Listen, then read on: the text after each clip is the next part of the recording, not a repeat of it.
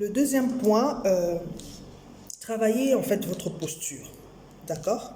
J'insiste là-dessus. Vous ne pouvez pas vous faire respecter si vous êtes vautré. Si lorsque vous marchez, on ne sent pas que vous avez confiance en vous, en fait, que vous êtes bien dans votre peau, ok? Que vous êtes bien dans vos baskets. C'est très important. Une personne qui marche avec assurance, avec le front relevé, le menton relevé plutôt, et la tête bien relevée, renvoie tout de suite l'image d'une personne qui a confiance en elle. D'une personne qui a confiance en elle et qui sait ce qu'elle veut.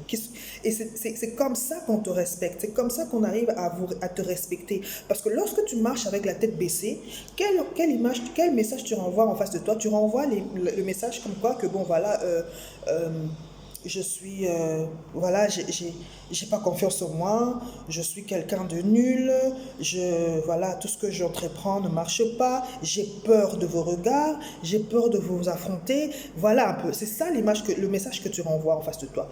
Mais si tu marches la tête haute avec la poitrine bien relevée et tout, tu marches franchement, hein, le message que tu renvoies, c'est ah voilà, c'est une femme qui a confiance en elle. C'est un homme qui a confiance en lui. C'est un homme qui est bien dans sa peau, qui est bien dans ses baskets.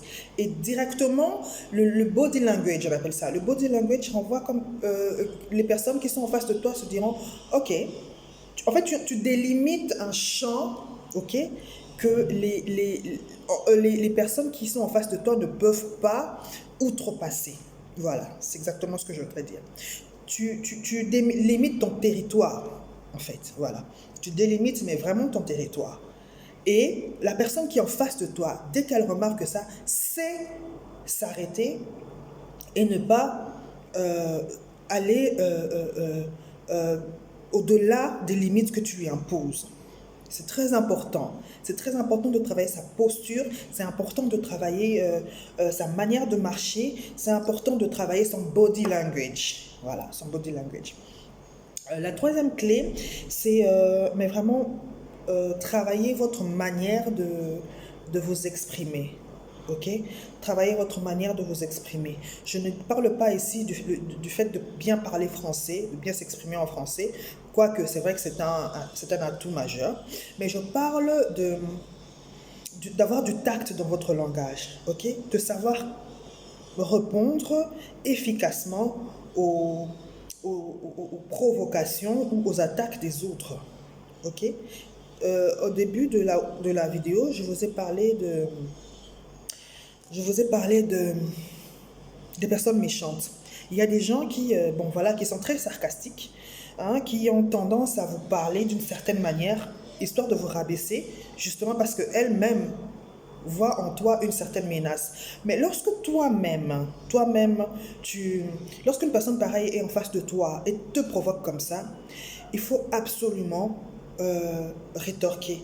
Mais rétorquer comment? Rétorquer de la meilleure manière, de la meilleure façon. On ne rétorque pas n'importe comment. On ne rétorque pas pour se quereller avec la personne. On rétorque pour que la personne arrête de parler. Ok? Il faut vraiment avoir les bonnes réponses, les bons réflexes pour stopper la personne dans son élan lorsqu'elle se met à divaguer, à dire n'importe quoi. Il y a beaucoup de gens qui aiment provoquer comme ça les autres. Il y a des gens qui vous taquineront juste parce qu'ils se sentiront inférieurs à vous. Et vous devez avoir conscience de ça. Vous devez avoir conscience de ça. Encore une fois, il faut regarder ces personnes avec beaucoup de compassion. Regarder ces personnes avec beaucoup de compassion ne veut pas dire accepter ce qu'ils vous diront. Non. Regarder ces personnes avec beaucoup de compassion signifie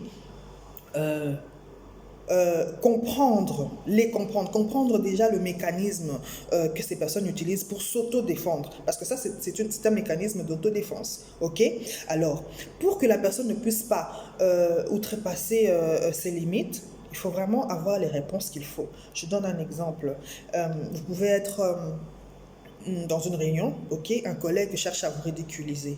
Alors, lorsqu'un collègue cherche à vous ridiculiser, vous êtes en train de faire votre speech, par exemple, un collègue cherche à vous ridiculiser, la chose à faire, c'est vraiment de le couper net, ok, de prendre un moment de silence et de continuer votre speech.